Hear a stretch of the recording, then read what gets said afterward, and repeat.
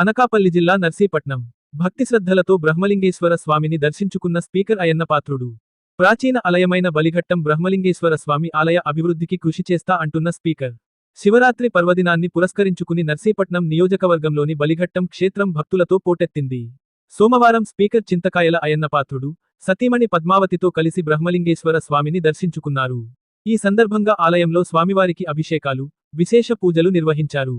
అయ్యన్నపాత్రుడితో పాటు గ్రేటర్ విశాఖ నగర mayor Peela Srinivas, urban finance infrastructure development corporation chairman Peela Govinda Satyanarayana స్వామివారిని దర్శించుకున్నారు. వీరికి ఆలయ కమిటీ సభ్యులు ఘనస్వాగతం పలికి, దర్శనానంతరం వేద పండితులు స్పీకర్ అయ్యన్న దంపతులకు, అతిథులకు వేద ఆశీర్వచనాలు చేసి శాలువతో సత్కరించి స్వామివారి చిత్రపటాన్ని, తీర్థప్రసాదాలను అందజేశారు.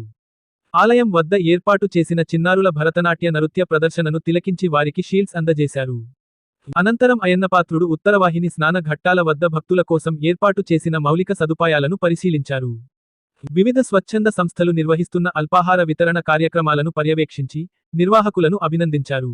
ఈ సందర్భంగా ఆయన మాట్లాడుతూ, ప్రతి ఒక్కరూ ఆధ్యాత్మిక చింతన అలవర్చుకోవాలని, నిత్యం భగవన్నామ స్మరణ చేయడం వల్ల మానసిక ప్రశాంతత లభిస్తుందని పేర్కొన్నారు. పురాతన ఆలయాల చరిత్రను, విశిష్టతను నేటి తరం పిల్లలకు వివరించాల్సిన బాధ్యత పెద్దలపై ఉందన్నారు. చారిత్రక ప్రాధాన్యత కలిగిన బలిఘట్టం ఆలయ అభివృద్ధికి తన వంతు సహకారం ఎప్పుడూ ఉంటుందని ఆయన హామీ ఇచ్చారు. ఈ కార్యక్రమంలో market committee chairman Gavireddy Venkataramana, RDO VV Ramana, tahsildar Rama Rao, municipal commissioner Surendra, ఆలయ కమిటీ పాలక చైర్మన్, సభ్యులు, పలువురు నాయకులు పాల్గొన్నారు.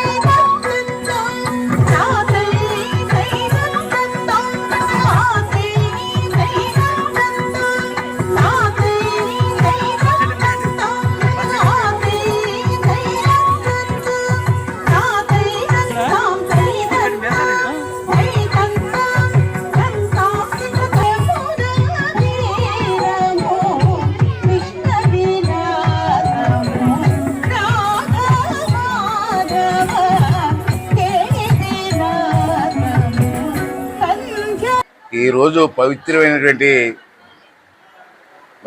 కార్యక్రమం జరుగుతుంది. ఇక్కడ మీ అందరికీ తెలుసు, ఈశ్వరుడికి ఇష్టమైనటువంటి రోజు ఈరోజు. రాష్ట్ర వ్యాప్తంగా కాదు, తెలుగు వాళ్ళు కానీ, ఇతర తెలుగు వాళ్ళు కాదు, హిందీ వాళ్ళు కానీ, అన్ని మతాల వాళ్ళు కూడా శివుని పూజ చేసుకుంటారు.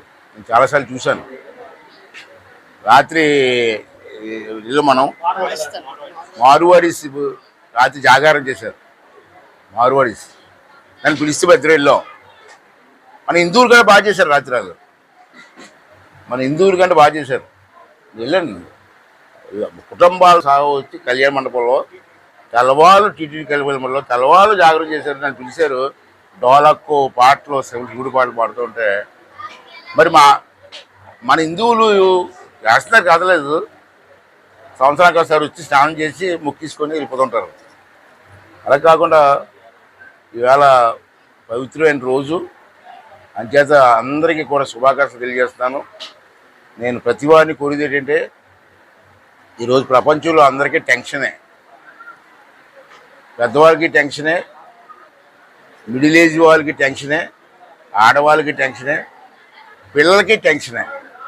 టెన్షన్తో బ్రతుకుతున్నాం అందరం. ఇక్కడ టెన్షన్ లేకుండా బ్రతికితే మంచి ఆరోగ్యం ఉంటుంది. మరి టెన్షన్ ఎలా పోవాలంటే, మన పూర్వం మా చిన్నతనంలో చూసేవాళ్ళండి.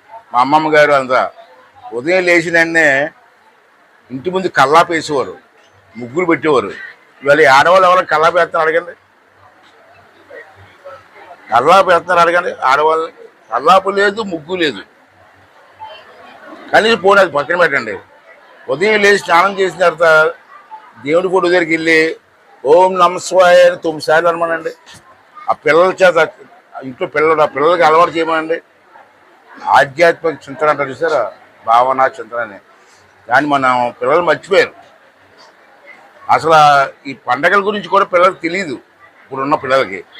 అంచేత నేను కోరేది ఏంటంటే, ప్రతిరోజు తల్లిదండ్రులు స్నానం చేసిన తర్వాత పిల్లలు మీరంతా ఫోటో నించొని ఎక్కువ 9 సార్లు ఓం నమస్వాయ అని నేర్పండి. పిల్లలకి ఆరోగ్యం ప్రశాంతంగా ఉంటుంది, మైండ్ ఫ్రెష్గా ఉంటుంది. రోజులు మారిపోయి పిల్లం వల్ల ఏమో మొగుడికి ప్రశాంతం లేదు, మొగుడు వల్ల ఏమో పిల్లలకి ప్రశాంతం లేదు. ఇవన్నీ ప్రశాంతంగా ఉండాలంటే దైవభక్తి ముఖ్యం. అది చెయ్యాలని చెప్పి ప్రతి వారిని కోరుకుంటూ, అలాగే ఇక్కడే కాదు భారతదేశంలో హిందూ దేవాలయాలు ఎక్కడున్నా ఆ దేవాలయాన్ని కాపాడుకోవాల్సిన అవసరం ఉంది. రాబోయే తరం వారికి ఇప్పుడు చూశాను నేను ఎన్ని సంవత్సరాల క్రితం త్రితయుగం అక్కడ ఆ రోజుల్లో రాజులు కట్టారు, మాకు తెలియదు అది. ఈ హిస్టరీ మాకే తెలియకపోతే రాబోయే తరం వరకు ఏం తెలుస్తుందండి? గుడి ఉందనుకుంటాం, ఈ గుడి తాలూకు ప్రాధాన్యత ఏంటి, ఎవరు కట్టారు, ఏ టైంలో కట్టవలసి వచ్చింది, ఎందుకు కట్టవలసి వచ్చింది అనేది ఒక స్టోరీ, చరిత్ర, అది రాబోయే తరం వాళ్ళకి చెప్పాల్సిన అవసరం ఉంది. అంచేత మొన్న ఢిల్లీలో ఒక డిపార్ట్మెంట్ ఉంది, ఇవి పాత పురాణ దేవాలయాన్ని కాపాడుతుంటారు.